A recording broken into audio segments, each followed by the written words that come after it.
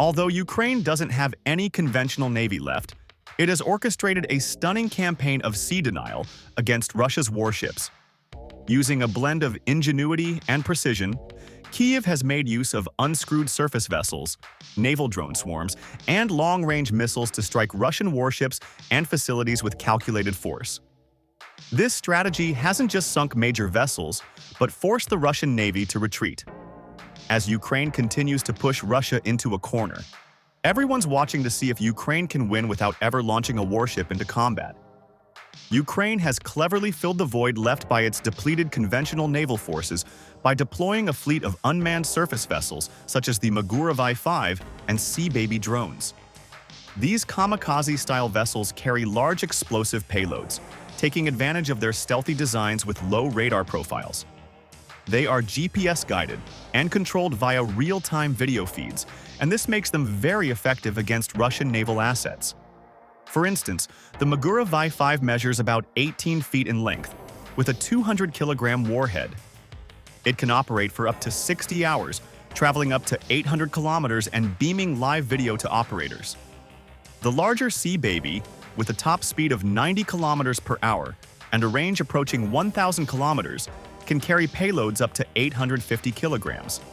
These characteristics make them really powerful tools for conductive precision strikes over an extended distance. Brigade. General Ivan Lukashevich of the SBU interestingly described the use of these drones, saying, "You feel like a hunter hunting prey." He says that the drone operations require discipline and emotional control, as emotions are superfluous in such missions. Technically, Ukraine's new Navy strategy to take advantage of USVs is cost-effective and disruptive. According to defensive intelligence reports, Magura V-5 drones have already inflicted up to $500 million in damage to Russia's Black Sea Fleet. Other drones and USVs have expanded their capabilities too. For instance, some Sea Baby models have been equipped with multiple rocket launchers like Grad systems, effectively enabling standoff fire support. Ukraine has transformed drone warfare, with Magura V-5 units destroying air targets such as the Russian Mi-8 helicopter in late 2024. In fact, in 2025, the first-ever aerial asset was downed by a marine drone. That happened when a Ukrainian Magura V-5 unit took down a Russian Su-30 fighter jet. In a historic milestone, on May 2, 2025, Ukraine's Group 13 Special Unit of Military Intelligence used a Magura Sea drone to shoot down a Russian Su-30 fighter jet near Novorossiysk, marking the first-ever instance of a maritime drone destroying a combat aircraft. The jet was worth about $50 million and was hit by an air-to-air missile launched from the drone. But that's not the only case Ukraine has used drones to take down Russian warships. A strategic strike that used land-launched Neptune anti-ship missiles hit the Rapucha-class landing ship Minsk and the Kilo-class submarine Rostov-on-Don while they were in dock in Sevastopol. Satellite imagery captured heavy damage, as there was a major blow to Russia's naval repair and logistics capabilities. Another case was in February 2024, when Ukraine's GUR released drone footage showing Magura V-5 drones sinking the Tarantul-class missile boat Ivanovets of Crimea. This demonstrates just how lethal unmanned surface vessels are. In the same month, there was a swarm of Magura USVs which struck the Rapucha I-class landing ship Caesar Kunikov near Alupka, Crimea. Ukrainian forces reported that there was critical hull damage and sinking. 10 drones were used in this attack, 6 of which hit their target. Ukraine continued in the next month, using Magura V-5 drones to strike the Project 22,160 patrol ship Sergei Kotov near the Kerch Strait. The vessel sustained a lot of damage on multiple sides and eventually sank. The attack disrupted train and road traffic on the adjacent bridge, showing the strike's regional impact. Ukraine has continued its naval drone and missile campaign into late August 2025, targeting a cruise missile corvette in the Sea of Azov. Russian land targets are also under fire from Ukraine's new naval strategy. Ukraine's naval pressure campaign doesn't only focus on drones and missiles at sea, but also strategic strikes on land, which has had a major blow on Russia's command, maintenance, and defensive capabilities in Crimea. On 22 September 2023, Ukrainian airborne forces fired Storm Shadow/SCALP cruise missiles, supplied by the UK and France, at the headquarters of the Russian Black Sea Fleet in Sevastopol. Ukrainian military intelligence called this Operation Crab Trap and reported that the building was partially destroyed, with about 34 officers killed and 105 wounded. Russia admitted that there was at least one service member missing and 6 injured civilians. The attack disrupted command and control at a critical naval center. Ukraine has also launched a series of drone-assisted and missile strikes targeting Russian air defense systems, like S-300 and S-400 complexes near Belbek and Sevastopol during June 2024. They successfully destroyed radar installations and triggered ammunition detonation. While Russian authorities said that there wasn't any damage, Ukrainian officials claimed that these systems actually degraded. Earlier, in mid-September 2023, Ukraine hit the Ordzhonikidze ship repair plant in Sevastopol, damaging 2 vessels in dock, including a Rapucha-class landing ship and a submarine. Ukraine achieved this with coordinated cruise missile and drone strikes. These attacks really affected ship repair operations and port infrastructure. But why do these land-based strikes matter? Ukraine's maritime campaign ensures that Russia no longer has the ability to repair, command, and protect its naval assets.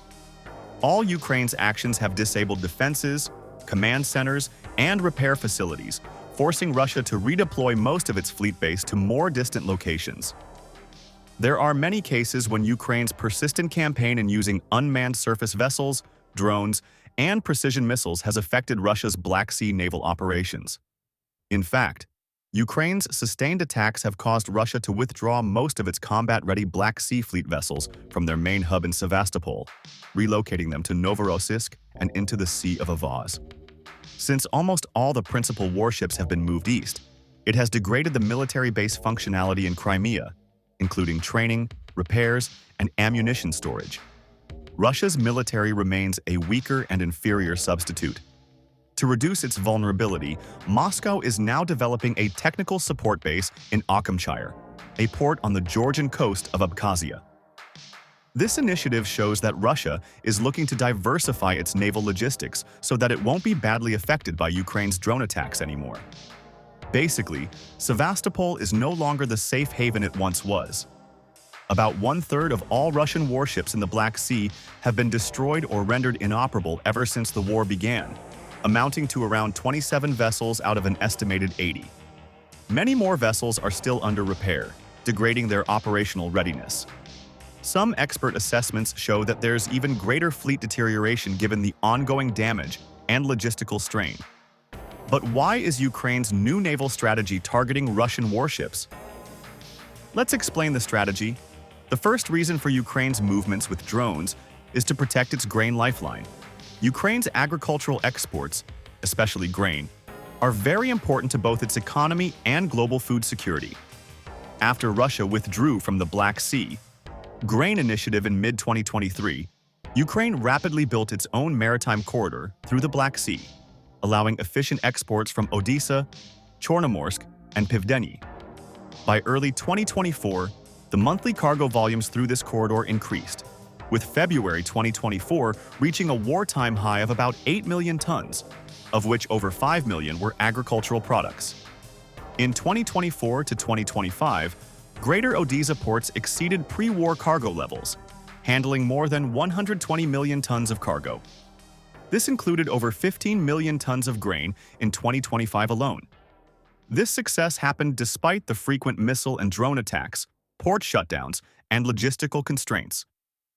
But there are still some important risks. There have been floating mines, missile and drone threats, and elevated insurance costs which continue to challenge shipping operations. For instance, a cargo vessel was injured after striking a Russian mine near the Danube coast, showing these dangers. Kyiv and international insurers are looking to expand these war risks coverage. They initially focused on grain exports, but it now includes all non-military cargo, aiming to reduce freight costs and boost trade despite all the hazards. At the same time, Ukraine's campaign to use drones, missiles, and mine laying has targeted critical infrastructure at the heart of Russia's naval power. All the damage to Sevastopol's naval facilities, air defenses, and command centers has affected Russia's logistics and military hub. Russia has given up on repairing ships in Sevastopol as its naval yards are more vulnerable to Ukraine's attacks. This forced them to relocate their maintenance and warships to less capable facilities, another move that made Crimea less strategic as a forward base. Now that Sevastopol is compromised and Russian ships have dispersed, Russia isn't able to interdict commercial shipping in the central Black Sea like before. Ukraine could reduce Russia's military influence without any traditional naval power, but only with drones and precision strikes. This has allowed Ukraine to re-establish safe shipping lanes and safely export critical goods. What's more, Ukraine has managed to shift local maritime control to its advantage, just like the Turkish Straits have remained close to military vessels for a broader balance of power. With asymmetric tactics like drones, missiles, and coastal ISR, Ukraine has come up with a de facto sea denial, regaining access to ports and strengthening the trade lanes without using conventional attacks. So, Russia doesn't have a high capacity to affect neighboring coastal states or interrupt Ukrainian maritime trade like before. As Ukraine continues to step up its new naval strategy against Russia, analysts are watching out for what would happen next. Ukraine has effectively pioneered maritime drone tactics by using USVs, causing Russia to follow suit. Russia is now developing its own unscrewed surface vessels and improving its defenses against Ukrainian drones with jamming, hard kill measures, and other drones to engage or intercept other drones. This might lead to an escalated arms race in naval warfare. Aside from equipment, Ukraine has also institutionalized USV operations with the 385th Naval Unmanned Surface Vehicles Brigade, which was established in August 2023. It's the world's first unit solely dedicated to operating naval drones. It integrates assets like Magura V5 and Seababy USVs. Moscow is also pursuing a technical support base in Ashimshire, about 500 kilometers away from Sevastopol. Analysts interpret this move as Russia's attempt to reduce its naval exposure to Ukrainian strikes. It's still uncertain whether this facility will improve the fleet's resilience, especially since President Zelensky has warned that Ukrainian drones will reach these targets everywhere. The Odesa area export corridor remains a linchpin for Ukraine's grain exports, but it continues to face intermittent disruption. Insurance providers are coping. Although previous attacks raised war risk premiums, brokers reported no significant insurance rate increases as of late 2024, even amid growing shipping volumes. But the attacks between Russia and Ukraine continue, and it seems like drones will become the major weapons as the war goes on. What do you think about where this conflict is going? Let's know your thoughts in the comments. Thanks for watching. Be sure to like and subscribe to stay up to date on global military events.